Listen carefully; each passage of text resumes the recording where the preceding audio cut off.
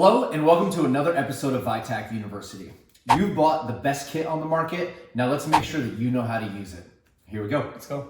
Hey guys, we're going to go over in a lot of the adventurer kits, you're going to get Moleskin. They're going to come in little sheets like this in a little baggie. You're going to pull that out. It's 2 inches by 4 inches. So you're going to have to probably cut this down to size depending on what you're wanting to do. If you just get really bad hot spots on the back of your heels, you can just stick this whole sheet right on because it does give you nice coverage up and down for the shoe rub or boot rubbing or something like that. So you can use it that way. Otherwise, I'm going to cut it into how I do it. If I'm just cutting it into a small hot spot, I'm going to just cut my strip or whatever I might need for, I used to get them a lot on the edge of my pinky toe. So I would put them out there and just right on that wound or right on that hot spot to block it. This stuff is a pain in the butt to peel off, but it's meant to be so that way it sticks well. So if I'm just doing that, if I got my little blister spot, I'm just going to get it on there and rub it down. I want to make sure it doesn't have bubbles and stuff like that in there because otherwise that does create more friction and stuff. You can also put even another piece of like athletic tape over this. I've done. Yep. What about you? Yeah, so a couple things on that. If you are hiking and it's long distance, I have had it where with the moleskins, if I'm really sweaty,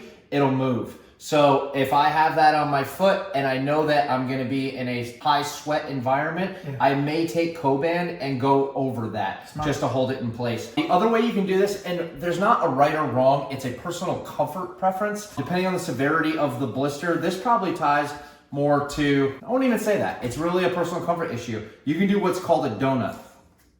Now what that does is that keeps the pressure of your sock or your shoe off of the blister, but it makes it so that there's not any kind of material that's rubbing on the blister. So for me, I'm gonna cut this down to size, whatever it may be. You'll see this more, I would say, in like a heel blister, like side of the heel. For me, I fold it in half and then I cut a little triangle out of it. And this is perfect for when you actually already have a blister. If you're not preventing just a hot spot, hot spots, I like to put it just right on. But if you are after a blister is already formed, this is a great option. Yep, so a little triangle out of it, and it doesn't need to be perfect, but you can see you've got a hole now. So when you peel this off, and so say this is my heel, I've got a little cut, or we'll say that my knuckle, just for a great example of it, is that's my blister. That's the blister on my heel. Peel it off, and now I've got coverage. What this, actually a good use case this might be, if it is right on the corner of something, this may give it a little bit more flexibility. What you do have to be careful of though is if you're wrapping around it, the material is so thin